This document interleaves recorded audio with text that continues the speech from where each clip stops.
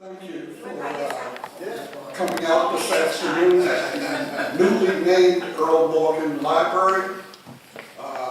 Very happy to have you here. We're in for a very special treat of performance, historical performance by our very special guest, Dr. Daisy Century. Before she comes up, I'd like to just make mention, and some of you already have the flyers, that come Thursday, May 16th, from between the hours of 5 and 10, there's going to be a lot of activities over at the Factory Restaurant and Lounge, where we are having a fundraiser for the African Cultural Arts Family Festival, which will be held June 22nd at Berry Lane Park from 12 noon to 7 p.m. with a lot of different performances. Children's activities, there's going to be info zones, a community group sharing their information with you.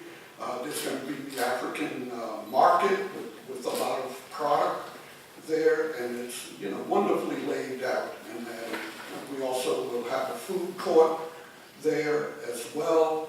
So we'd like you to come out to that event or spread the word.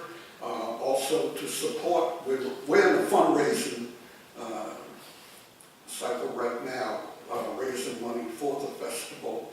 And so this one at the factory is part of that fundraiser, and it's reasonable. We're not overtaxing people or anything. It's only $20, and that also includes live entertainment. It includes a buffet dinner and some good folks, positive environment, and that is, like I said, there's going to be live music with talented musicians and artists that will perform for us, on behalf of the festival. I also want to mention that our guest artist today will also be performing at the Berry Lane Park for the African Cultural Art Festival, and that particular show shall be portraying Harriet Tubman, and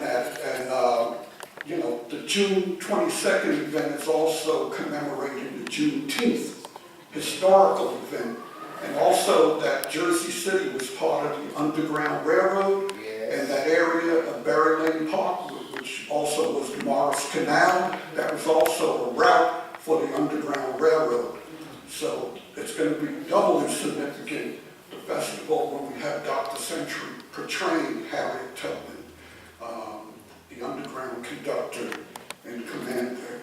So just wanted to pass that on to you so you can pass it on to other people. So right now, we're very privileged to have Dr. Century here. This is her third performance that she's done. She has a variety of historical figures she interprets. We had doing Harriet Tubman, Sojourner Truth. Now this is the first time she'll be doing Bessie Coleman. So she's better equipped to get into the background and history, because once she completes the show, we will all know more about the life and times of Bessie Coleman.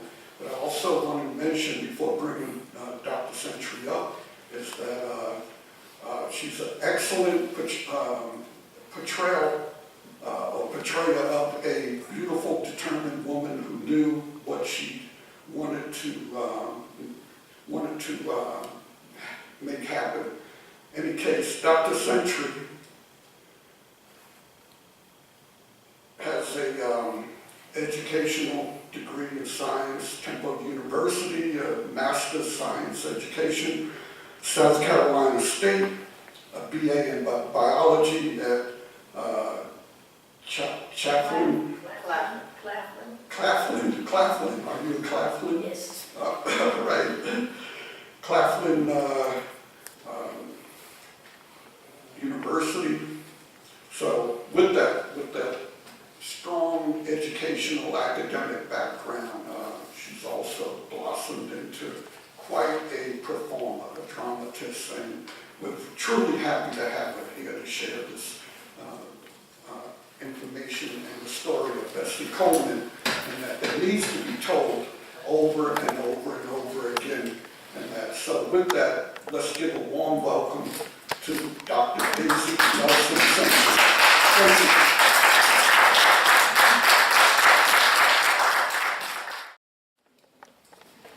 Fly away, fly up high.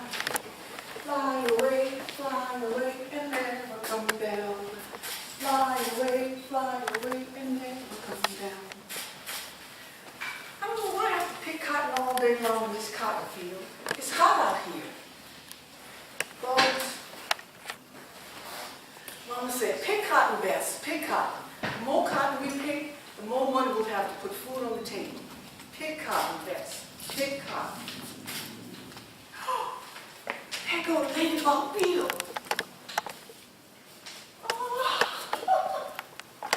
Get back to work, Bessie Coleman. Yes, ma'am. Stop fooling around, girl. Yes, ma'am. Pick, all day long. If I had wings like that Ladybug Beetle, I'd fly far away from this field. I'd fly to places that I read about in my books. Places like Africa and China.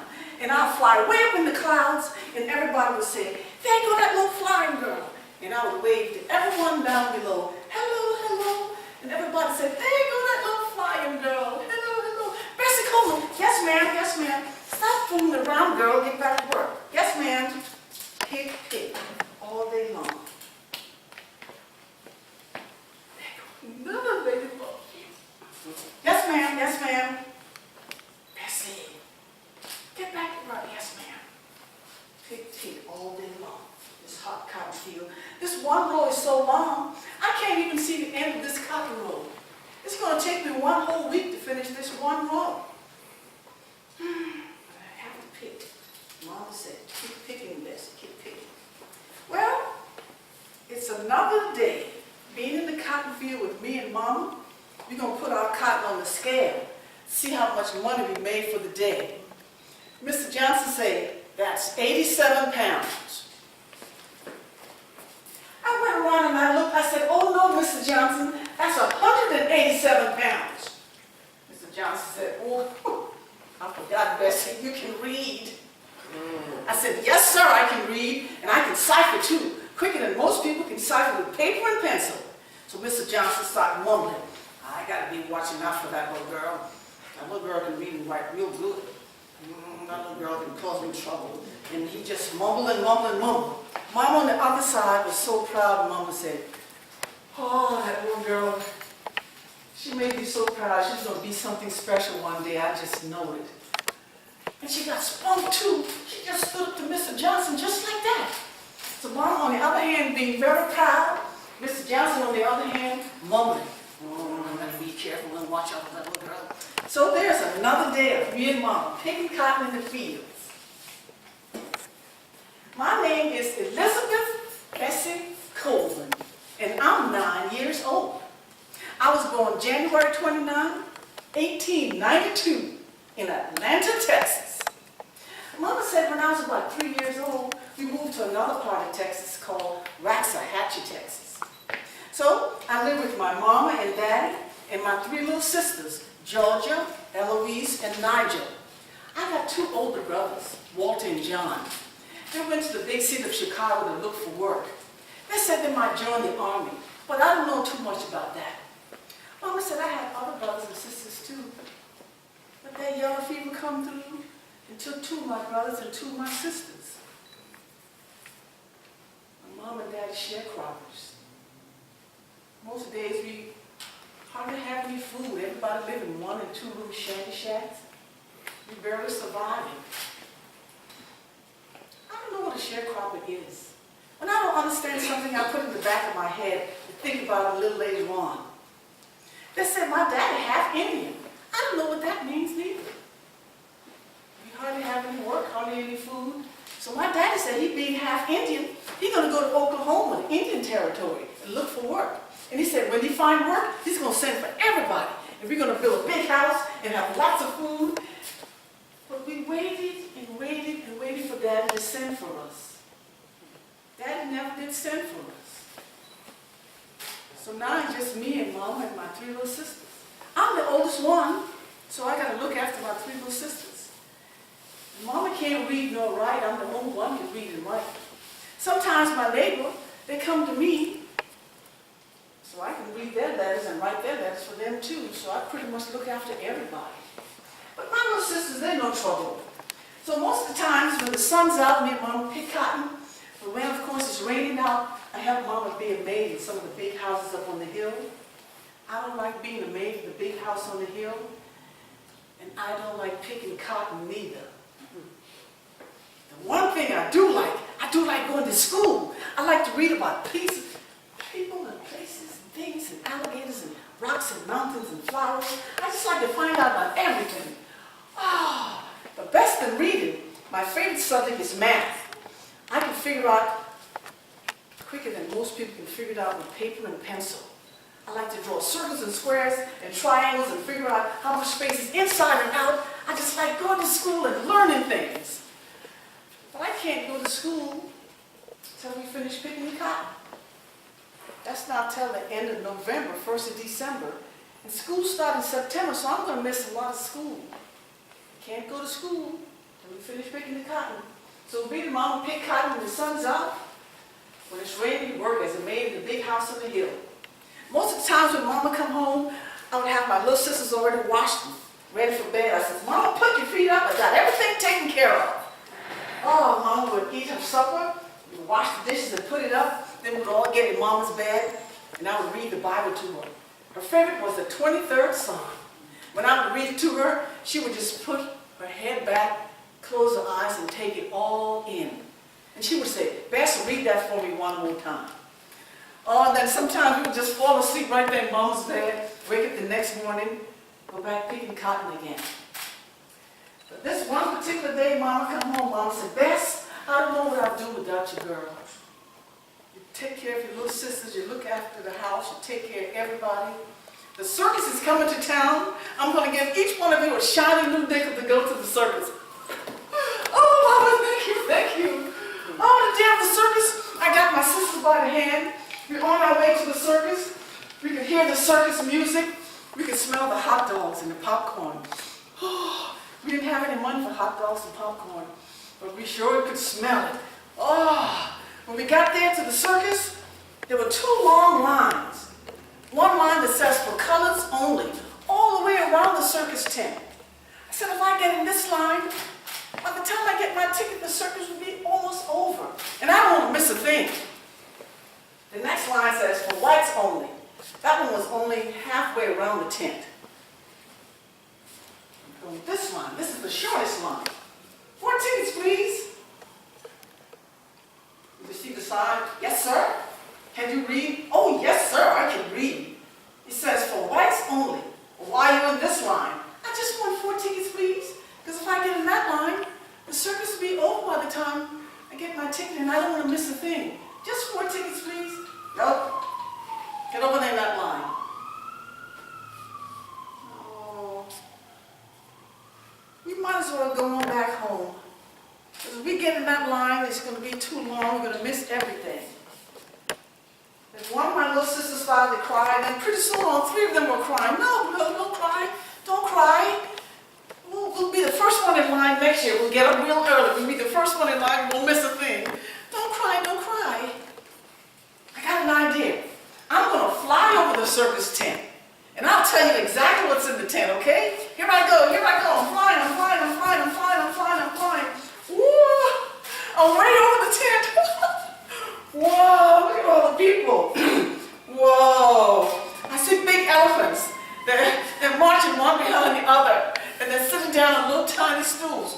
What else do you see, Bess? What else? Tell us, Bess. And then I see horses with flowers on their head. And, oh, there's a lady standing on top of the horses. Oh, tell us, Bess, Bess. What else do you see? Oh, and then I see, oh, a ring of fire. Oh, there's a tiger that jumps through the ring of fire. Oh, Bess, what else do you see? Oh, and then I see clowns. Big clowns with red nose and shoes, and they're hitting one another. Oh, that was fun. Although it was pretend, that was fun, wasn't it? They said, yeah, Bess, can you do it again? I said, no, I'm not going to fly over the tent again. I said, well, next year we'll come back and then we'll be the first one in line and then you won't miss a thing. Come on, let's go home. Then I went home, I told Mama all about it. Mama said, Bess, that's just the way things is right now. Maybe in the future we can all go through the same line and get our tickets. That's something else I didn't understand. So I put that in the back of my head to think about for later on too.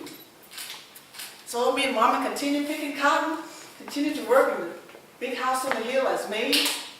But I couldn't wait until the first of the month came. That's when the rolling library man come through. He had this little old truck, and he had this little house built in the back of the truck. And he had used books in there. You can rent one book for a penny. Mama would give me 2 pennies. Oh, I'd go in the back of that truck, look at all the books. Oh, let's see. I'll get this one about rivers and streams. Oh, I'll get this one. Machines and things that flies. Mama said, Bess, why do you want to get that one? Don't even have no pictures in it. I said, it just looks interesting. I'll get this one. So the rolling library man will always give me 2 extra books because I was his best customer. He said, you're probably the only one that read these books through and through by the time I come back. I said, oh yes, sir. I read this book 100 times, backwards and forwards. So when he come back at the end of the month, I would give him the books back. And then Mama would give me 2 more pennies and I would get 2 more books. Oh, and I just like to read about people and places and things and find out how people look. What were they doing? Ah, I love when the rolling library man comes. Oh, we finished picking the cotton. It was the 1st of December. I could go to school. My school was 3 miles away, but I would walk so fast, it seemed like I would just fly to my school. When I got there, my teacher said, well, Bess, you remembered you from last year. And we've been saving all your assignments for you. They had all my assignments in a big folder. It said, you've missed a lot of schools. The kids have been here since September. And here it is, 1st of December. So take your time and let's say, maybe sometimes in the new year, you have it all done. So take your time, okay? I said, yes, ma'am. Oh, I couldn't wait to get home. I washed my sisters, put them to bed. I turned up the kerosene lamp. I read chapters 1, chapters 2, chapters 3, chapters 4. Put that down, got my book. I started writing my paragraph and sentences. Put that down, started doing my math, and I fell asleep. Mama said, Bess, it's 11 o'clock, girl. You can't do it all in one night. I said, Mama, just give me 5 more minutes. Next day I went to school, gave the teachers all the assignments. She looked at it, she says, you did all of this last night? Yes, ma'am. She said, well, I'm going to have to look at it much more closely to make sure it's all right, but you did all of this last night? Yes, ma'am. She said, Bessie, you caught up with all the kids in one night. And they've been here since September. You did all of this? I said, yes, ma'am. She said, you're truly gifted, little girl. You are a really smart little girl. Then she called all the other teachers, come look. Look at what Bessie did last night, in one night. She caught up with all the kids who've been here since September. Oh, and they praised me, and I felt really good inside. They said, we got to tell your mama to save up money to send you off to finishing school, because you need to go further than 8th grade. I went outside, and the word had gotten around. Bessie Coleman got all of her work done. They said, Bessie, who helped you with your homework? I said, nobody helped me. My mama can't read nor write, and most of my neighbors can't read nor write. They said, well, how you did all that work in one night? I said, it's just easy. I read it, and it comes in my head, and I put it on the paper. It's very easy. They said, whoa, you sure smart, Bessie Coleman. Then, of course, we played, and I found out what was going on since September. When it was time to go home, I says, all right, you take this road, and I take this one. Let's see if we can get home the fastest. On your mark, set, go. And I would run so fast, it was like I would fly there. And I would wait for them. She was taking a long time. Oh, after a while they come huffing and puffing. Oh, I said, what took y'all so long? I said, Bessie Coleman is 3 miles, you know. I said, it's nothing. I flew here. I said, you always talk about flying, Bessie Coleman. You can't fly. Can too fly. I got little wings right under here. They said, let me see your wings. Nope. Let me see your wing, Bessie Coleman. Nope. They only come out when I'm by myself. They said, let me see. I said, no, you can't see my wings. And we did that every morning and every evening. And I would always be the first one there because I was really fast. Oh, and as time went on, I got up in the grades. I got up in the 8th grade. My school only went up to the 8th grade. Back then, you had 3 choices. You can go in the cotton field and pick cotton. You can get a job in the sawmill. But if your mom and dad had enough money and you're smart enough, you can go into finishing school, which was like college back then. I don't know where Mom got the money from, but Mama had enough money. It sent me off to the all-colored agricultural school in Langston, Oklahoma, which is today Langston College. I said, Mama, I've never been away from home before. She said, you'll be just fine. I know you're going to be the smartest girl in that class. So I went off to the all-colored agricultural school in Langston, Oklahoma. Oh, I sat down front and I would take my notes. I would ask questions, I would take my notes, I would answer questions. I was learning. I just like learning. I took world literature, algebra, geography. Oh, I would take my notes. My hand would go up. I would take my notes, I would ask questions. Oh, I just like learning. I like being in school. I made good friends and I enjoyed the sights. Dear Mom, I'm making all A's in my class. I'm making new friends, enjoying all the sights. Let everybody know about this, that I'm doing just fine in school. Kiss my sisters for me. Love, Bess. Oh, and I would send the letter off. Oh, I would just like to learn to read. And I just answer questions and take my notes. But after one semester, Mama run out of money.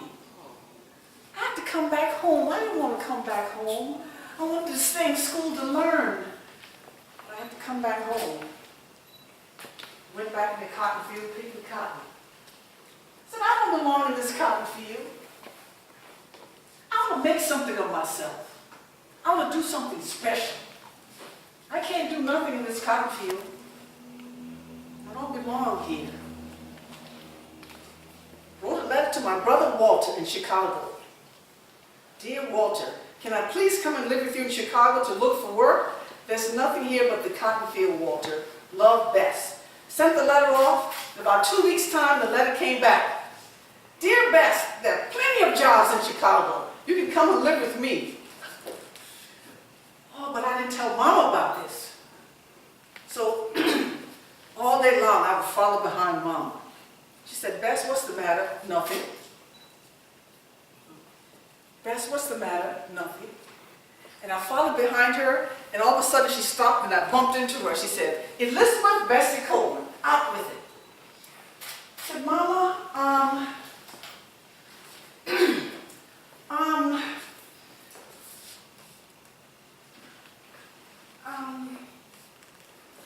I wrote a letter to Walter and asked Walter if I could come and stay with him to look for work, and Walter said it was okay. He said, come here, Bessie, come here, girl, come here. Oh, Bessie Coleman, you're beautiful, you're smart. You're 18 years old, Bess. You don't belong in this cotton field. There's something else out there for you. I don't know what, but it's not in this cotton field. You have my blessing. You can go to Chicago and live with Walter. Oh, thank you. Oh, I said, Mama, thank you, Mama, thank you. Me and Mama shared clothes because we barely have any clothes, so Mama gave me some of her clothes. Mama said, now, Bess, when you get to Chicago, you mind Walter, you hear? You do exactly what Walter said. I said, yes, ma'am. I'll make sure I listen to Walter. He said, Bess, please, Bess, don't stay up in that big city and be miserable, Bess. come back home. I said, Mama, I'm going to make myself like Chicago. Because I don't want to come back in this cotton field. I'm going to make myself like Chicago. I was the first one from the shanty shack to go to the big cities. So everyone come to see me off. I said, when I get to Chicago, I'm going to take pictures of all the buildings, and I'm going to send back newspaper clippings and newspapers and pictures of everybody so that everybody can see what the big city looks like. Off in the distance, I could see the smoke from the train. You could almost feel the rumble. Oh, I was so excited getting ready to go on the Rock Island line, headed for Chicago. Oh, bye. Bye. I'm going to write every week. Oh, I was so excited to be going on the train to the big city of Chicago. Hi, my name is Bessie Coleman. I'm going to Chicago to look for work. I'm going to live with my brother. You going to Chicago too? Maybe I'll see you there. Good luck. Hi, my name is Bessie Coleman. I'm going to Chicago to look for work. You going to Ohio? Oh, good luck to you. Good luck. Oh, I didn't sleep a wink. I stayed awake all night long on the Rock Island line headed for Chicago. People next to me were sleeping. Oh, not me. When the train stopped, I look out the window. Oh, look at that. Oh, wow. Mama packed me lunch. Mama packed me 3 pieces of sweet cake, 4 pieces of fried chicken, some grapes from the backyard, and 2 jars of water. I'd eat my lunch, stay awake all night long on the Rock Island line, watching people sleep, looking out the window when the train stopped. Oh, I didn't sleep a wink. Stayed awake all night long on the train. Way that night, the next night, Chicago, next stop Chicago. Oh, Chicago. Oh, that's me, that's me, that's me. Whoa. I'm going to like Chicago just fine. People are about to knock me over. Look at all the buildings. Oh, I'm going to like Chicago just fine. Here's my Walter, I'm over here, Walter, I'm over here. Walter came and introduced me to his wife and friend, and we walked back. Walter said, now from here to that building over there is what we call a city block. I said, oh, why do they call it a block, Walter? He said, well, they got to have some kind of way to measure off the city. Everybody can't live in one big piece. So if you put it off into different pieces and give everybody an address, you can find everybody. I said, oh, sort of like acres back home. He said, kind of like, but not quite as big. I said, oh, okay. Walter, sit down. You're going to walk a couple of blocks, but I want to show you something before you get to my house. Okay. Walter said, you see these big houses here? The white one with the black shutters, and the yellow one with the black shutters, and this other white one. Colored people live in all those big houses. Oh, colored people live in these big, fancy houses? I said, yeah. I know I'm going to like Chicago. Back home, we all lived in 1- and 2-room shanty shacks. Oh, I'm going to work real hard so I can buy one of these houses and send for my mom and sister. Walter says, see this yellow one with the black shutters? That one belonged to Mr. Abbott. He owns the Chicago Defender newspaper. This other gentleman over here, he owns a nightclub, and this other gentleman in the White House here, he owns 2 nightclubs and one of the restaurants downtown. Wow, Walter, I'm going to like Chicago just fine. Walter said, maybe you can find a job as a maid in one of these houses. Oh, no, Walter. I don't like being a maid back in Texas. I didn't come all the way to Chicago to be no maid, Walter. There got to be something else. So I started looking for work. First couple of days I didn't find any work, but I continued looking. One of the times I was on my way back to Walter's house, and I passed a barber shop that says, manicurist wanted. So I went back and asked Walter, what's a manicurist? He said, that's a person who cut nails and polish nails and buff them and things like that. I said, oh, that's what a manicurist do? They said, yeah. So I went back, And I looked in that barbershop window. I watched what the ladies were doing. After about 5-10 minutes, I said, I've got it. I went back, I said, I'm here for the manicurist job, sir. He says, do you have any experience? I said, yes, sir. He said, well, can you tell me a little bit about it? So while I was talking to him, I looked to the corner of my eyes to make sure I got it right. I looked at the ladies. I said, well, first you would cut the nails, and once you finish cutting the nails, then you would brush the nails. And once you finish brushing the nails, then you would put the hands in a pan of water and wipe off the hand. And then once you finish wiping the hand, then you would put lotion on the hand. And then once you finish putting lotion on the hand, then you would, of course, polish the nails. And then once you finish polishing the nails, then you can put it under the fan to dry. He said, wow, sounds you've got a lot of experience. Well, you can start first thing in the morning as a manicurist working here at the barber shop, making $2 a week.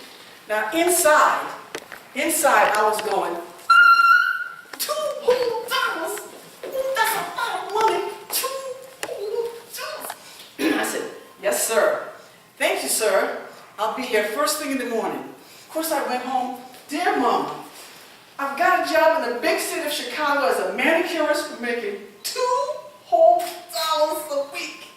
I'm going to send you $1 every week so that you can save up and bring yourself and my sisters here to Chicago and we can live as one big family, and I'll keep $1. Let everybody know and let everybody read this letter that I'm a manicurist in Chicago. Love, Bess. Oh.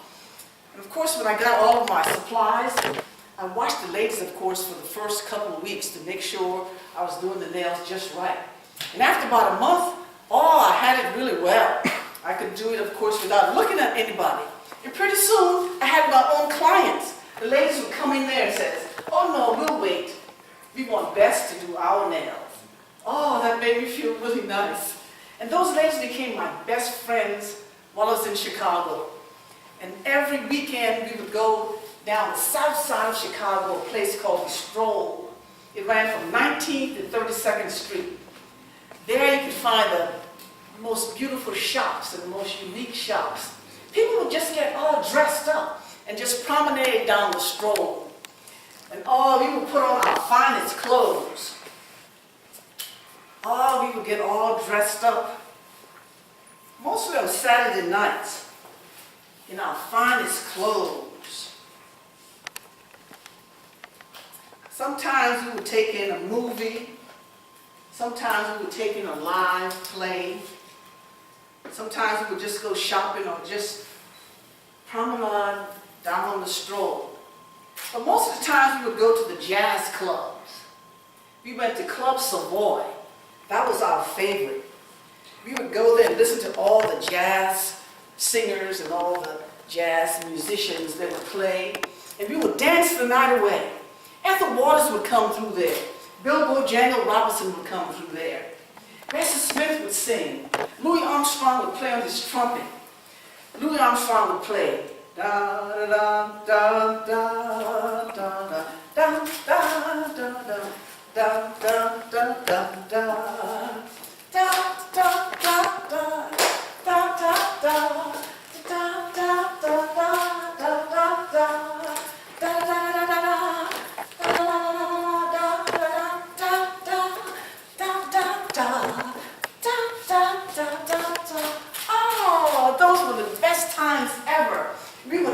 the night away. And I was quite a dancer too.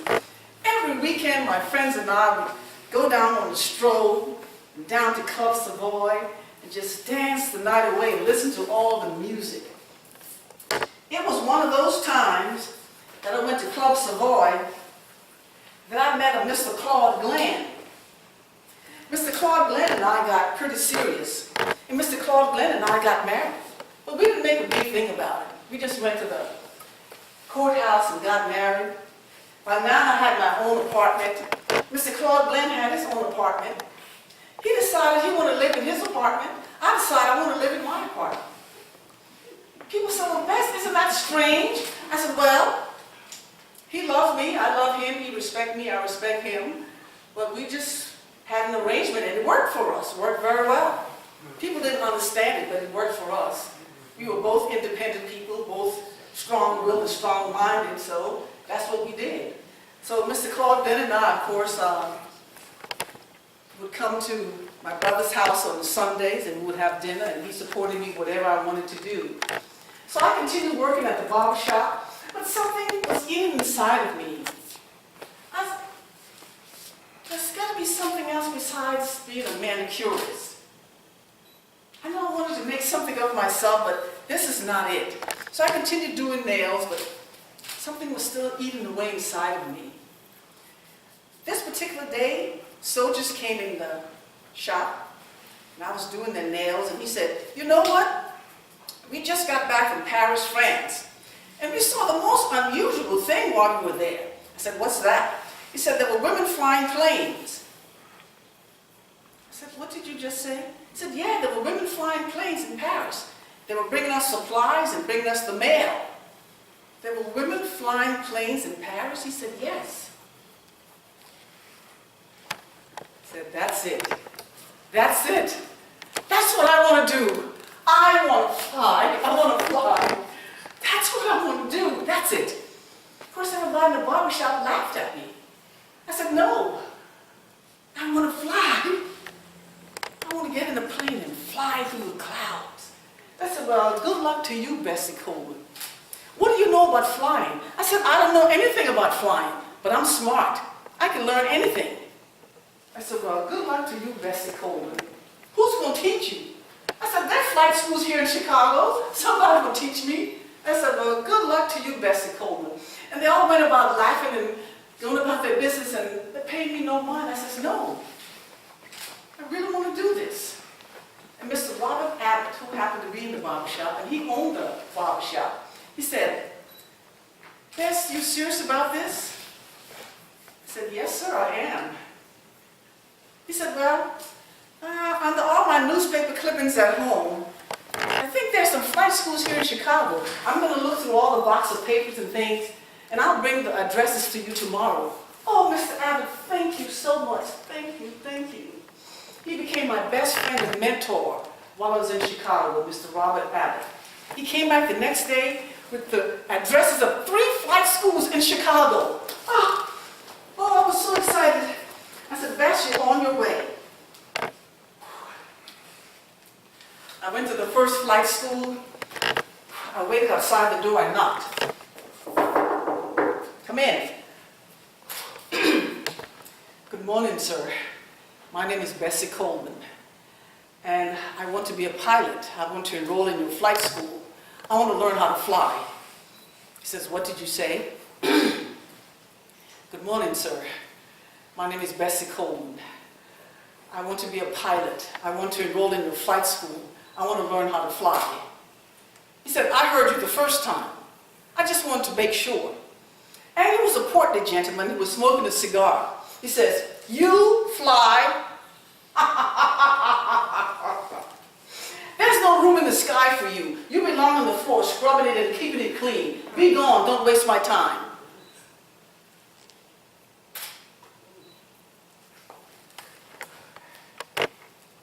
Oh, it was like somebody just ripped my heart out.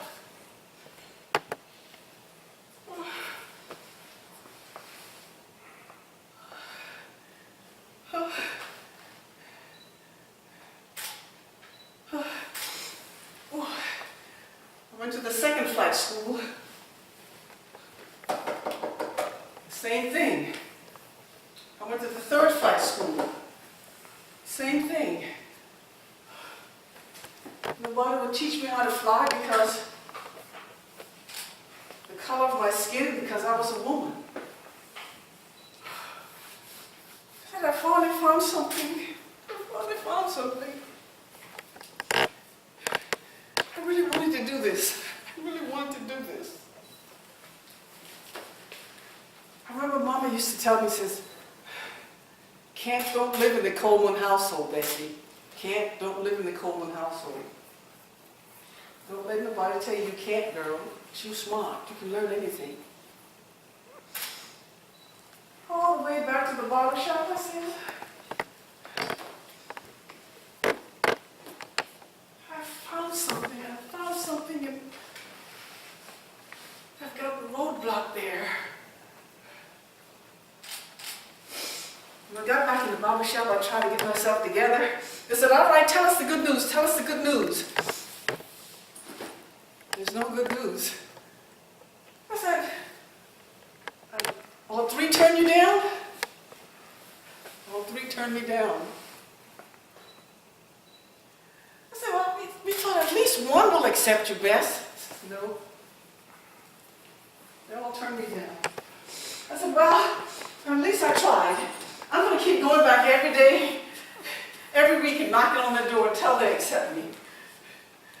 Maybe I'll just go to another state and they'll teach me. Mr. Abbott said, oh gosh, Bess, I'm so sorry, Bess. I thought at least one will accept you. No. But we tried, Mr. Abbott, didn't we? We tried. He said, Bess, knowing you, you don't give up that easily, Bess. You really serious about this? I said, yes, sir, I really am. He said, well, you know what? We might have to go all the way to Paris, France to learn how to fly. Oh, Miss Abbott, you think so? You think so? He said, okay, Bess, don't get too excited now. Don't get too excited. First, let's apply to some of the schools first. He says, okay. So Mr. Abbott and I sat down and we applied to 7 schools. Sent it off to France. Oh, every week I would look in the mailbox. I know it was too early, but I was too excited. Oh, I kept on working at the barber shop and looking in the mailbox every day. After about 3 months, a letter came back. It was from France. Oh, I hope it's good news. Dear Miss Coleman, we received your inquiry requesting to become a student of aviation. However, we do need other paperwork that must be done in order to enroll in our School of Aviation.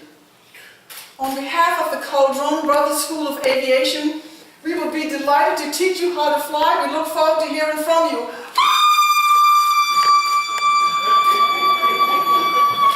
Oh, Mr. Abbott! Oh, read it, because I'm too excited. I could have misread. You read it. He said, well, Bess, they want to teach you how to fly, all right. Everybody in the barbershop, read it. You read it, read it. They want to teach me how to fly. They want to teach me how to fly. Daddy even asked what color I was. They just want to teach me how to fly. Oh, Miss Alice, thank you, thank you, thank you, thank you. Oh, they want to teach me how to fly. I'm going to fly. Mr. Adams said, okay, Bess, now, we got to come up with a plan. We got to come up with a plan.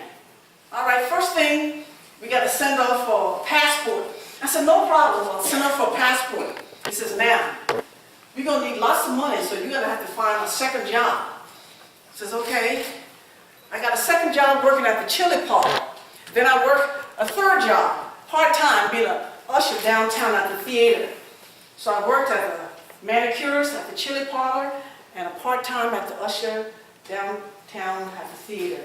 I sent the word out to the churches to please help me in my endeavor. So slowly but surely every week, the churches would send me an envelope with money in it.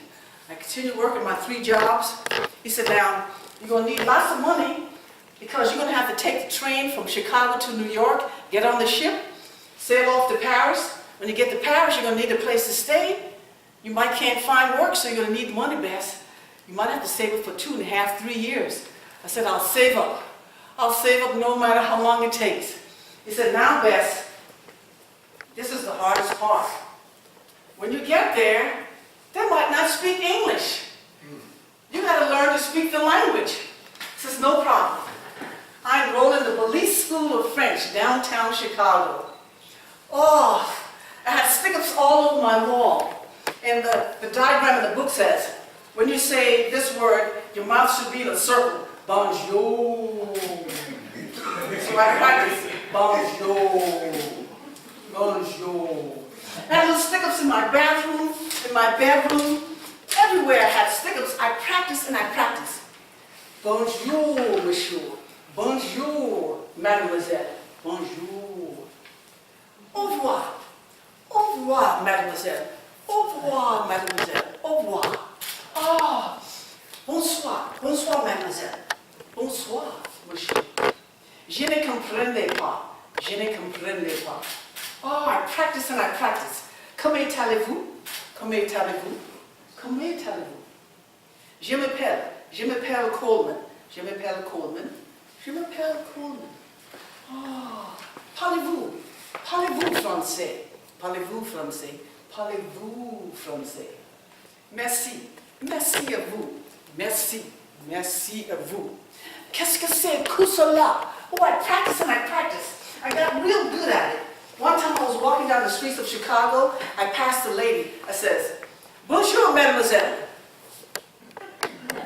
She looked at me real straight. I said, "Oh, forgot. She probably doesn't understand what I'm saying." Oh, I can speak the language so well. Oh, I read the books backwards and forward. I took the exam. I had stick-ups all over. I could speak the language. 3 years' time came. I was ready. My passport came back. I had some money, quite a bit of money. I could speak the language. I was ready to go. I says, when you see me again, I'll be aviatrix, Bessie Coleman. Oh, it was a beautiful sail. I got on the train. I went from Chicago to New York. When I got to New York, that ship was so big. Oh, it looked like it touched the clouds. I've never seen anything that big before. So I walked up the gangplank with everyone else, and everybody was waving down below. So I waved too. I didn't know anybody, so I just waved to everybody down below. Oh, it was a beautiful sail, beautiful sail. I would get out and walk on the deck, and I would see the seagulls, and I would say, "Seagulls, in a couple of months, seagulls, I'm going to be flying right next to you, seagulls, in a couple of months." Oh, it took us about 4.5 weeks to get from New York to Paris, France. We got to Paris, France. I thought Chicago was something. Paris was absolutely gorgeous. Oh, the cobblestone streets, the beautiful fountains and statues. Oh, the windows were stained glass and they had gold tips on the end. The beautiful flower gardens. Paris was absolutely beautiful. Oh, the people would ride by in their carriages and they would say, "Bonjour, mademoiselle." And I would say, "Bonjour, monsieur." And I would smile to myself. I know what they're saying. And I walked to where I was going to stay. It's called LaCroix, Paris, France. Not too far from the Somme River. I found out that my flight school was about 7 miles away. So to save money, I decided to walk. I did 3 miles in Texas, and I did that in no time. So I prepared for flight school. Oh, I said, "Bessie Coleman, you're one step closer. You're one step closer, Bessie Coleman." Oh, in those 7 miles, I got there in no time. I walked a little fast and it seemed like I would just fly there. When I got there, there was a fence with brand new biplanes, Newport biplanes. And I says, "I'm going to be flying one of you real soon. I'm going to be flying one of you." When I got inside, it says, "Welcome, Mademoiselle Coleman. Welcome to the Coleman Brothers School of Aviation." Of course, everybody shake one another's hand. It says, "All right, everybody be seated. I'm going to give everybody your textbooks and we'll go home and read the first chapter." But this is a 10-month course. It's divided into 3 parts. There's a written part, there's a mechanical part, and then, of course, you have to fly solo. Once you finish those 3, you will get your pilot's license. Then it says, first I'm going to show you around. He showed us, of course, the runway, the hangar. He showed us all of the planes. We went inside and looked at the different parts. And he showed us, of course, the supply room with all of the tools. He says, "Okay, I'll see everybody tomorrow." Of course, I went home, and he says, the first chapter, I read the first 2 chapters. I wrote down diagrams and vocabulary. The next day, I sat down front, He asked questions. I'll raise my hand. He says, Mademoiselle Coleman, Mademoiselle Coleman. Easy. 1 page at a time, Mademoiselle. 1 page at a time. We want to make sure that everybody's aboard. But I was taking notes. My hand would go up. I would ask questions. I would answer questions. Sit down front. In my class, there were 62 people. They were all men. I was the only woman, the only colored person in the room. But I didn't mind. I was there to learn. And I was learning. Oh, we talked about aerodynamics, anything that would fly.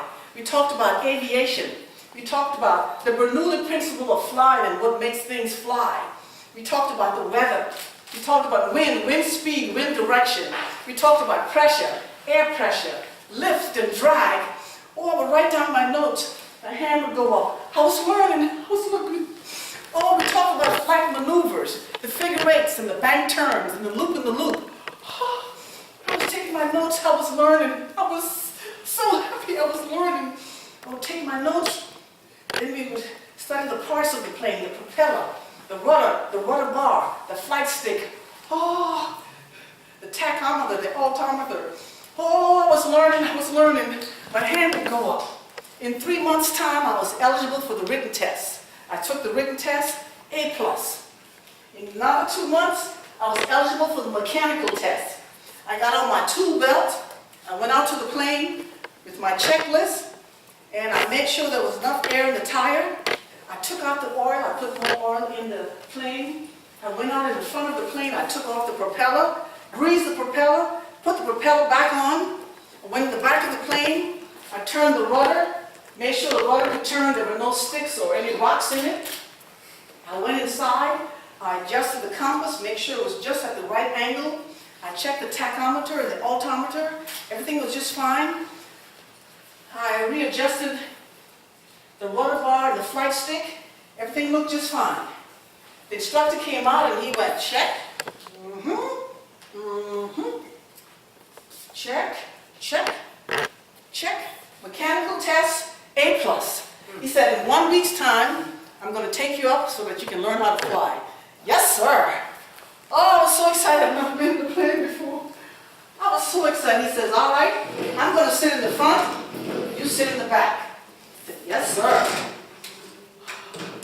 He said, you watch everything that I do so that you can learn. I said, yes, sir. Wow, I was so excited. Oh, I've never been in a plane before. So he said, first thing, put on your safety latch. Put on my safety latch. Right next to his right knee was something about as big as a baseball bat called the flight stick. That controlled the maneuver of the plane. Left, right, descending, going down, ascending, coming back up again.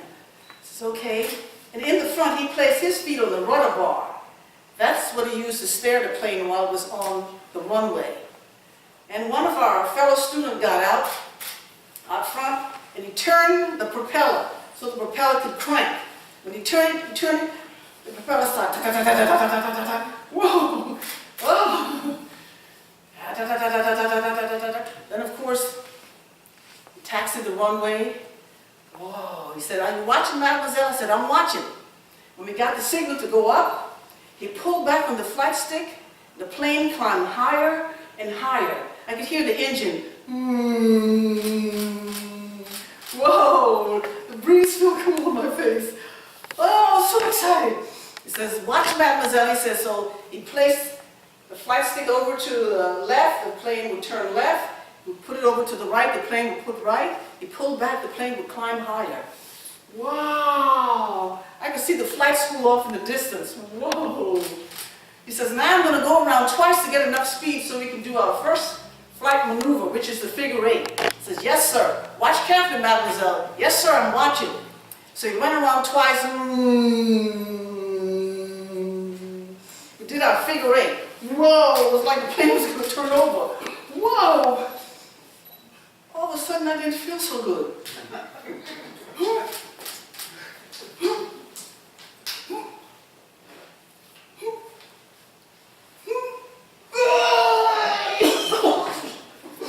Oh, I pulled over everything. He says, are you okay, Mademoiselle? No, sir, I'm not. I'm not okay. He says, don't worry. All of my students do the same time I bring them up, so you're in good company. Just hold on. This is okay. Oh, my stomach hurts so bad, my head hurts. He says, Mademoiselle, I'm going to take her down. You've had enough for today. I said, yes. I said, just hold on. Okay. And when we touched down, we taxied the runway and we got into the hangar. He says, Mademoiselle, you're going home now. Will I see you tomorrow? I said, I don't know. He said, well, I'm going to look for you bright and early. Oh, I was a mess. I tore up over everything. Oh, my stomach hurts so bad. My head hurt. Oh.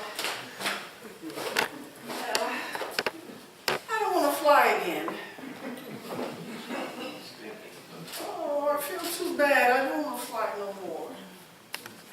Oh, my stomach hurts so bad. By the time I got home, that little voice says, Bess, you're going to let this stop you? I thought you were going to make something of yourself. You're this close, Bess. Just one more, you'll be done. You can't let this stop you, Bess. I said, you're right. You're right. I'm not going to let this stop me. So I cleaned up myself. Went back the next day and says, I'm back, sir.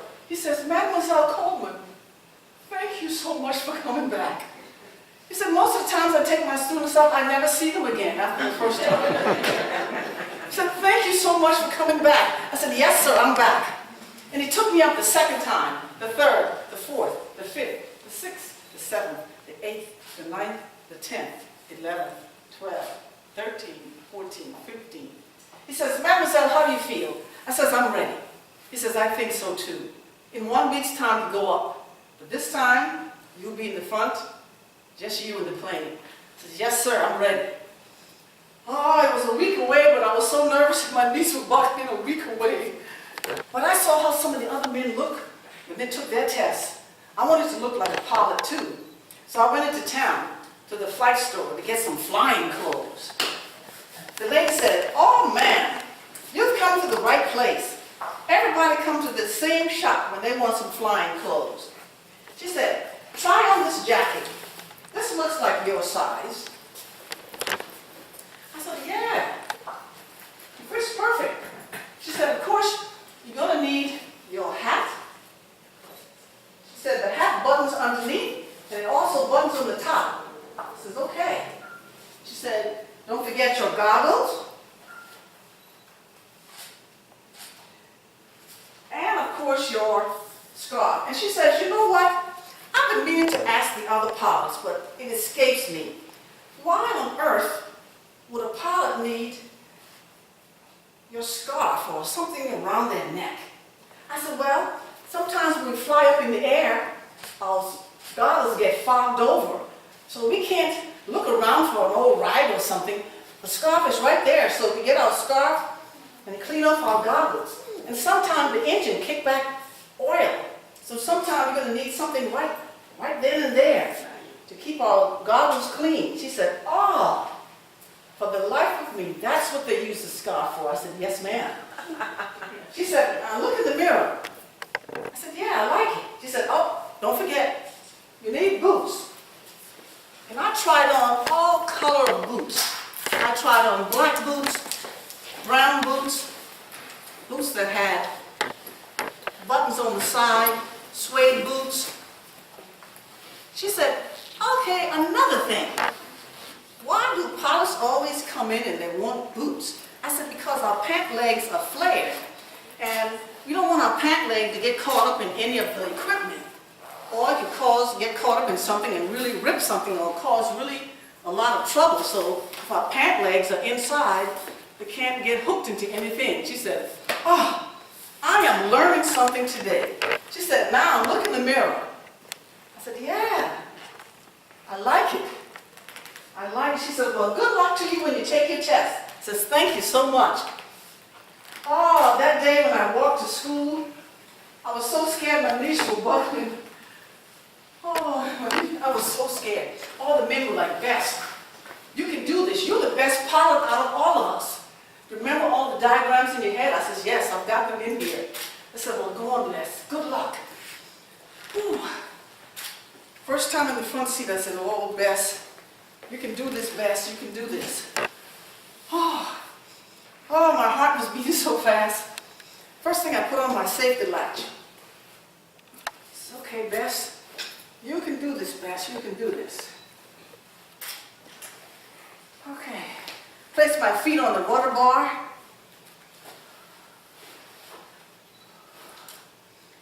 One of my fellow students got out and he turned the propeller around, propeller crank, plane started to shake.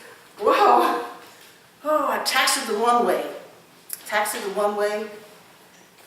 When I got the signal to go up, I pulled back on the flight stick and I climbed higher and higher. I could hear the engine.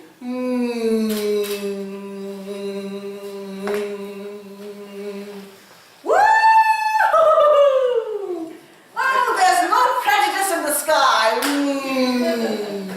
The sky belongs to no one.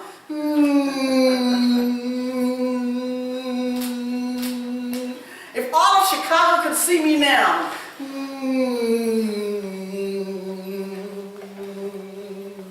Oh, the breeze is on my face. My scarf is sailing in the breeze. It's okay, Bess. You gotta get ready for your figure 8. So I went around twice to get enough speed. Woo!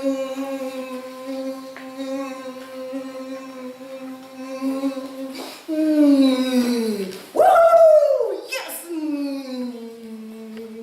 Then I climbed real high until I could hear the engine strain.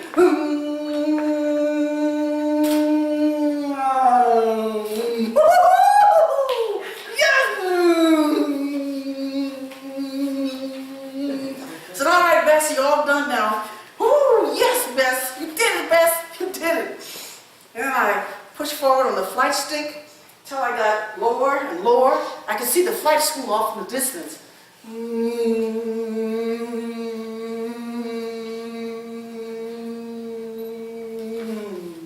Touchdown. And I taxied the runway. And I got into the hangar. Oh, I said, Bess, you did it, Bess. Yes, Bess, you did it. You did it, Bess, you did it. Everybody came rushing out to the airplane. Oh, I got hugs after hugs after hugs. Oh, the instructor said, all right, everybody inside. Oh, I said, Bessie Coleman. I said, everybody have a seat. Bessie Coleman, come down front. We've never had a student quite like you. You did everything with such class and precision. This was a 10-month course. You finished it in 8 months. She said, on behalf of the Caldron Brothers School of Aviation, we give to you Elizabeth Bessie Coleman, your international pilot's license. That means you can fly here in Paris, France, and back home in the United States. June 15, 1921. On behalf of the Fédération Aéronautique Internationale France, Caldron Brothers School of Aviation, give to you your pilot's license. Wow. Oh, I should have won. I've got it. They all applaud. I said, I've got it. Okay. I said, please forgive me if I'm a little emotional, but I'll come back tomorrow. He said, we'll understand. All the way home, I said, Bess, you did it. You did it, Bess. You did it. Oh, Bess, you did it, Bess. You got your pilot's license. And of course, I immediately started writing a letter. Dear Mr. Abbott, and everyone at the barbershop, today I got my pilot's license. Let everyone know. But I won't be home for another 6 months because I'm going to go into the Netherlands to learn advanced flying. They've got the new Fokker planes there, and I want to learn how to fly them. But let everyone know. Love, Bess. Love, Aviatrix, Bess. I sent the letter off, and I went into the Netherlands to do advanced flying on the new Fokker biplanes they had there. And we did different types of aeronautic astronauts propelling and jumping, and the advanced flying that we needed for barnstorming, like balancing someone on the wings or having someone to parachute off. So I learned advanced flying and barnstorming while I was in the Netherlands. And I finished up in about 5 months or so. So I kept my pilot's clothes on when I sailed back to the U.S. So the word had gotten around that Bessie Coleman, first black pilot, had gotten her pilot's license, and she was on the ship coming back. So when the ship docked, there were hundreds of people at the dock. When I got up, they said, there she is, that's Bessie Coleman, there she is. Bessie Coleman, tell us, what was it like being the only woman? Bessie Coleman, what was it like getting your pilot's license? All the questions just came. The cameras would just flash and flash and flash. And they said, Bessie Coleman, pose for us. Pose for us, Bessie. And I would pose. The cameras would just flash, flash. They said, you got to come to my church. You got to come to my school. You got to. I said, well, I can't stay in New York for too long. I've got to go back to my hometown of Chicago. But I stayed in New York for 2 days. And I went to churches and I went to schools, and I would address the audience and tell them exactly what my experience was like being in a foreign country and the only woman getting her pilot's license. But I would go to the schools mostly and say, boys and girls, you too can fly just like me. Why walk, boys and girls, when you can fly? Not too long ago, boys and girls, I was a little girl picking cotton in Texas. But here I am today, an international pilot. You too can fly, boys and girls. Never let anybody tell you that you can't, because you can. You can fly. So my job now is to collect enough money to build my own school so that I would teach you myself how to fly. So you would have to go all the way to Paris, France to learn. So I did that for 2 days in New York, and then I went back to Chicago. When I got back to Chicago, there was a big parade. Bands were marching up and down. People were waving flags, and I got hugs and kisses and autographs. Oh, and pictures were taken. And again, they said, come to my school, come to my church. You got to tell us all about it. Oh, and that's what I did for about 6 months in Chicago. And I got quite a bit of donation of money, making speaking engagement. But people would say, Bess, now we want to see you fly. But I didn't have my own plane. So with my speaking engagement, I had enough money to rent a J.N. Jenny biplane from the Army, a surplus plane. So my first flight was an exhibition flight at Curtis Field in Long Island, New York City. Thousands of people came, and I would just dazzle the crowd. Flying over their head, scarves sailing in the breeze. And they would say, hail Queen Bess, Queen of the skies. And then I would go way up until the engine would just strain, and then I would come back down almost to the crowd, and then lift up again. The crowd thought I was gonna crash, so they would all disperse. But then I would just go around again. So they would all applaud and cheer. So from New York, of course, I went back to my hometown, Texas, then to Kansas, and then to California. When I got to California, I did crash. I couldn't pull up in time, and I had a broken leg, a broken arm, a couple broken ribs. I was pretty bruised and battered. Hundreds of people came to the hospital. They didn't know how bad it was. So I limped out on the veranda and says, I'm okay. I'm just bruised and battered, but as soon as I get better, I'm going to be right back flying for you again. So the crowd would just cheer. It took me about a year and a half to 2 years to get myself back together. But I was right back flying for the crowd again. And this time I had enough money to get my very own plane. Again, a used J.N. Jenny biplane. But I had sponsors. There was a man who had a chewing gum company. The Beeman Chewing Gum Company. He says, I'm going to support you and I'm going to sponsor you. So when you get your plane, I want you to put Beeman's chewing gum all over your plane. And when you go to your different speaking engagement, you tell them, Beeman's is the best chewing gum around. So that's what I did. I said, Beeman's chewing gum is the best chewing gum ever. And sometimes he would give me samples to give to the crowd. So Beeman, of course, was one of my sponsors. Mr. Abbott, my very good friend and mentor, he gave me money. So with my exhibition flying, I had enough money to buy my very own used plane. But because I was doing flying, I told a fellow pilot of mine, Willis, to pilot it back to Chicago for me. So when we got to Chicago, people just didn't want to see you fly anymore. They want to see you do barnstorming. Exactly what I learned in the Netherlands. They want to see you walk out on the wings and hold on to the plane while the plane flew around. They want to see somebody parachute off or do flips on the wings. So they want to see you do barnstorming. But I was well prepared because of my advanced flying in the Netherlands. So we were going to do barnstorming in Tampa, Florida. So Willis got in the front, I got in the back, and we were going over our routine. I says, Willis, when we get right in this turn here, that's when I'm going to get out and I'm going to walk on the plane and I'm going to hold on. I says, let me take off my safety lights because, okay, let me lean over. Yes, when we get right here in this curve, I said, let's go over it one more time. Okay, we came back around, and we got right in that curve again. Some type of wrench or whatever slid over and jammed the flight stick. So Willis could not maneuver the plane back up again, and the plane tilted over because I already loosened my safety latch. I fell to my death. Oh. Bessie Coleman, dead at the age of 34. No wonder she was in such a rush. Maybe she knew her time was limited.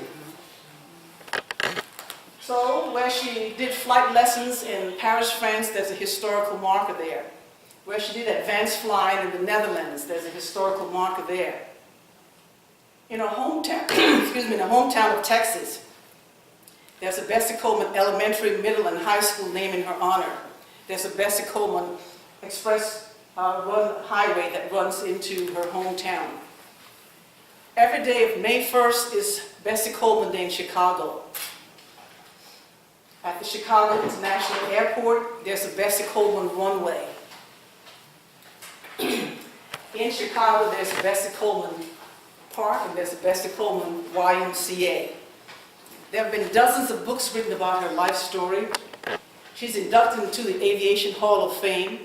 She's listed as one of the top 25 pilots of all time. In California, there's the Bessie Coleman Aerospace Flight School to teach young boys and girls how to fly. In Washington, D.C., there's the Bessie Coleman Society, made up of black female pilots and engineers and anyone who have anything to do with aviation or aerodynamics. Every year, the anniversary of her death, the black pilots sail over her grave and drop a big wreath of roses and says, "Hail Queen Bess, Queen of the Skies." In 1995, the post office issued a stamp in her honor, Bessie Coleman.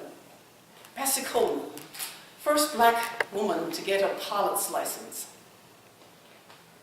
Fly away, fly away, fly up high. Fly away, never come back. Thank you, ladies and gentlemen.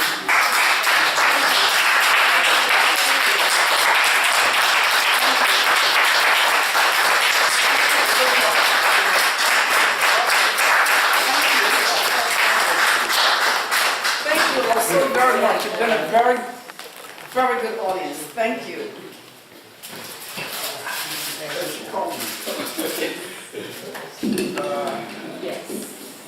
This is also a celebration of Women's History Month and Women in the Arts that the Community Awareness Series sponsors every year.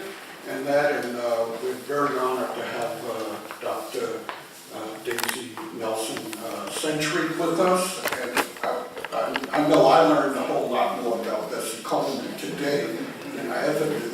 And so that's the importance of these kind of dramatical interpretations of great historical figures and we're honored and we owe you much for what you brought to us today. So thank you very much, and on behalf of CAS and everybody here, it's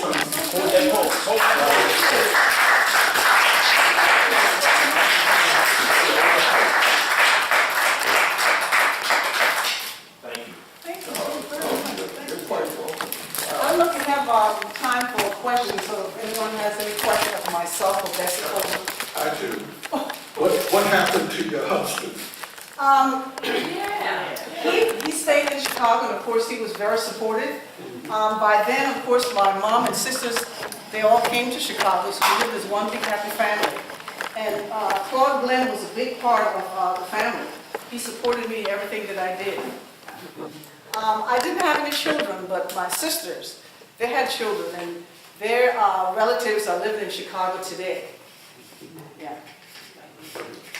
Did you ever get back with your husband? Yes. Because you've been traveling and living in France. In France, yes. Netherlands. When I came back, yes, I reunited with Mr. Claude Glenn, yes. Yes, I did. He's very liberal. Yeah. No. Yes. I came a little late. What part of Texas did Bessie Coleman, she wanted? Atlanta, Texas. But they moved to another part when she was very young, Waxahachie, Texas. What was she doing? I worked for the Chicago Defender newspaper in 1954. Did you know Mr. Claude Glenn? I'm not sure when he died. I didn't know the man. Mr. Abbott, Robert Abbott, he owned the Chicago Defender newspaper. Well, my uncle was a linotype operator in the Chicago Defender. He got me the job in the stereotype department. Okay. That's where you melt the lead and make the letters. Yeah, so Chicago's Defender, I know about it. Very good. Very good. Very good. What was the year of her birth? 1892. Yeah, she was born 1892. But I want to put this down a little bit closer so that I can really take a look. And you can see Bessie Coleman pose in front of her plane.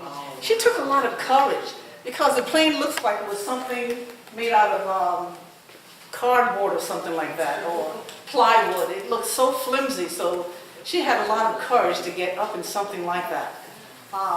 And then she was a really good pilot. She started wearing long coats and crisscross belts around her chest. They often said she was a show-off because she would just fly that plane and fly that plane. She was outrageous. And she had some boots. So when I saw these in the store, I said, oh, I must get those. It looks just like the one she has on. I was like, oh, perfect. But she was a very good pilot. Very good pilot, yes. What made her want to fly? You know, since she was little, from research, she was always sort of like, in a way, kind of obsessed with flying. Remember, she would run so fast, like she would be flying to school. She got books on things, machines and things that fly. So, you know, since she was kind of like captivated with flying, unbeknownst to her, as a little girl. And when she got the opportunity, which she almost didn't, but she didn't give up. She took it, yeah. She could have given up and says, oh, well, that's it. But Mr. Abbott, a good friend, they worked on the plan and they got it together. Yeah. But she was very smart, so to learn French and to study, you know, the pilot's book and all that stuff. But since she was a little girl, she was very good in math. She was very smart. She was a very good reader and very good in math since she was little, so she was very smart to learn all of that, yeah. She was something else. I'm amazed at how you can retain all of that stuff in your brain. You're very smart. Thank you. And for those who haven't gotten cards, I have cards in the back table. I portray 7 characters. So, but you know, mostly it's the, when I put on Bessie Coleman, I become Bessie Coleman. I could change right now and put on Harriet Tubman, and then Harriet Tubman would come in. So that's how it works. It's the I can't remember going from one room to the next. I don't know how you do it. But you know, doing the research, when you do the research, it tends to stay in there then. When you're doing the research, when you look at all the information, then you retain a lot of it then, but then you have to go back over it to see what's going to go first, what goes in the middle, how you're going to end it, study her personality, so it takes quite a while. to get There's it. no vegetables that you eat, so. Green vegetables, a lot of cabbage and broccoli and Right. yeah, apples. Yes. But I like to do Bessie Coleman for schools because I want our boys and girls to, I want to steer them more into careers in aerodynamics and aviation because there's so few of us going into that area. And a lot of times they think you have to be a pilot. I'm like, no, you don't have to be a pilot. You can be the person who fixed the plane when it gets broken. You can be the person who designed the plane inside and out. And I says, when you look at Star Wars and see the planes that circle and takes right off, that's going to be us in the future. We're not going to use a runway anymore. We're just going to just take right off and the plane's going to be in circle and different layers. So you can take your imagination as far as you can and design planes. You can design astronaut suits. You can design space stations. You can just test suits and paints and see which one will last through extreme heat and cold. There's so many things you can do working in aviation besides just flying. And then they said, oh, okay, so they simply don't know. So I try to give them the information that they need so that they can pursue something in aviation or aerodynamics. So, and I tell them, I says, most of the times, most airports, you can take simulation flight lessons when you're 13. Just simulation. They have the cockpit there, you're on the floor, but they have all the instruments there and you learn. When I did it, of course, I crashed every second. I could not keep that plane in the air. But after a while, you get the hang of it, you just glide along. And I told them at the age of 16, you can take flight lessons. So they said, you mean I can get my driving license and my flight license at the same time? I said, yes, you can. So they simply don't know that. And when I tell them about two 16-year-old black boys, one 14 and one 16, they flew from California a couple of years back. They flew from California to New York by themselves. Wow. So they were like, whoa. Then I showed them the all-flight, black flight crew a couple of years back on United Airlines. The pilot, the assistant pilot were black. The airline crew, they were all black. So, when they see that, when they see things, they said, oh, okay. So I said, it's not too hard. Now, I did some flying myself. That's me there. Temple University had an aerodynamics course. We had to put in 30 hours of flying. And we flew the small single-engine Cessna Piper planes. Only like two-seater, maybe two in the back. And the first couple of weeks, I was frozen. We flew from the Northeast Airport in Philadelphia over the Atlantic City Expressway to Cape May. And he would say, there's the Atlantic City Expressway. I would say, that's nice. I wouldn't dare look. I was frozen for the first 2 weeks. Because the plane is so small, it seemed like if you would do this, it would tilt it over. But after you get the hang of it, it was like, okay, yeah, that's nice. And, after about a month, he says, okay, it's your turn now. I'm going to read the paper. I says, what do you mean? He says, your turn today. I says, what do you mean? Your turn. I said, what do you mean? This I was like, I'm stunned. What do you mean? What do you mean? He said, no, it's your turn now. You're going to fly today. He said, I'll be right here, but it's your turn. You have to go through everything. I'm like, what? Well, and I was like this. I dare not look anywhere. It's like a toy. You have to keep it level. It's like the games you play. You have to keep it really level. So I was like, I hardly breathed. It was like I kept it level, real level. I mean, it was like, by the time we landed in Cape May, I was such a wreck. I had to sit down for a while. But after about 3 weeks, it was like, okay, Atlantic City Expressway. Okay, here we go. That kind of thing. And before we took off, it takes about an hour to do the checklist. You got to check this, check this. So when I did turn the rudder, so I knew that's exactly what we did. So taking that aerodynamics course really prepared me for Bessie Coleman because the parts of the plane, everything was pretty much the same. When we turn the rudder and everything, and you have to check, you check the gasoline, and there's a little, I forgot the instrument you put in there. If it has a bubble in the gasoline, you have to take everything out and re-put gasoline in because that bubble could get bigger and of course it could explode. So it's so technical. So it takes about an hour to do a checklist, and then you have to get the protractor to get the exact landing point. So, and I tell the students, I said, it's most difficult, but just like anything, you take one page at a time. One page. Says, look at that giant oak tree there. You think that oak tree grew like that overnight? So that oak tree started from a tiny acorn. And look how big it got. But it would start growing, every season would grow more and more. Just like houses, you start with one brick at a time. So I said, no matter how difficult something is, you just study one page and make sure you get that page and go on to the next page. But I said, yeah, it's quite difficult, but you can do it. So that's my whole job now, is to get our young boys and girls into careers in aviation and aerodynamics. Yeah. And you go into a lot of the Jersey City schools? Not that much. I'm mostly in the libraries Okay. in Jersey City. And his brother Dawood here with And his when are you programs. performing Harriet Tubman? Oh, when is that June again? 22nd. June 22nd. At Berry Lane Park. Okay. Oh, Oh, it's gonna be in there? Yeah. oh, I'm looking No, forward to no, that. no. It's gonna be at Park. I have a question. Yes. Do you feel the Bessie Coleman was a big influence on the Tuskegee Airmen? Oh, definitely. Definitely so. Especially those who were men, they were like, okay, we can't let the ladies or the ladies outfly us. And they were inspired by Bessie Coleman to fly, because they came right after Bessie Coleman. Right. Yeah. She was a big influence. And not only on black women and men, but also the white women were beginning to say, oh, Bessie Coleman was flying, we can fly too, because Amelia Earhart came after Bessie Coleman also. But of course, she was white, so she got all of the accolades. And so everybody think about Amelia Earhart, but Bessie Coleman flew before she did.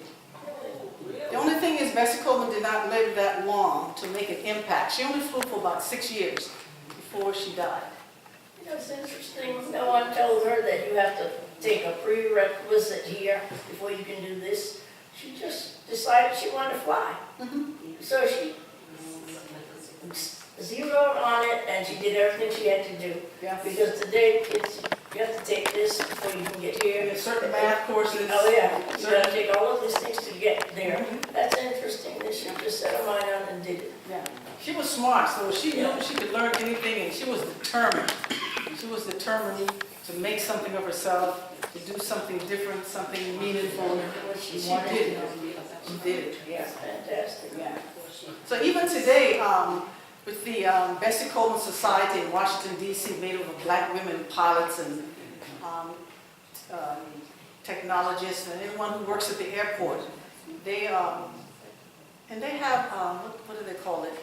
Sisters of the Sky, I think. So they're also made up of, they have the Bessie Coleman symbol beneath the Sisters of the Sky. Is she in the museum in Washington? In Washington, yes. Yes. But Did you have a she's- parachute? Hmm? Did you have a parachute? No, you know what, now that I think about it, it's like, what was I thinking? Flying and we didn't even have a parachute, so now I get afraid, it's like, yeah, but it was an experience. It was an experience, yeah. But I always tell people, I said, if I learned like the kids like 6th grade, maybe, you know, growing up, I would definitely want to be a 747 jet pilot, no doubt about it. Oh, once you learn it, it's like, woohoo, like Bessie Coleman. Oh, the sky is like no limit. There's no prejudice in the sky. The sky belongs to no one. It was like just like a bird flying. So yes, I would definitely want to pursue and be a fighter pilot, no doubt about it, or even a helicopter pilot. Because flying is awesome. It's awesome, really awesome. But the kids got to start early, like 6th grade. You know, following someone, shadowing someone, doing simulation flight lessons, learning about different parts of the plane, learning how flight works. If you start then you'll be ready. We had a flight club before the league called the Ravens. It was Oh. all like college. Mm-hmm. Yeah. It doesn't exist. Half of them are dead now. One of them was the judge for the league, another was two of them was undertakers. Mm-hmm. One of them was worked for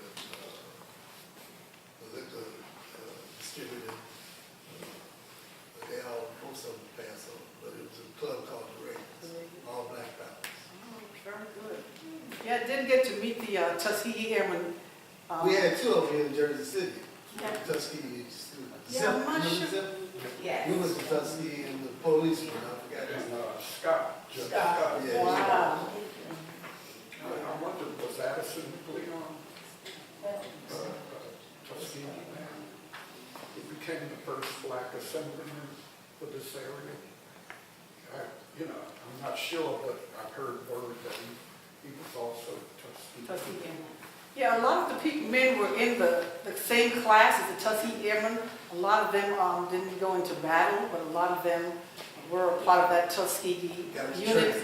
So a lot of them got the training and called themselves the Tuskegee Airmen, even though they didn't go into So battle. a lot and of them fly. failed too. You know, some of them failed, they was in it, but Yeah.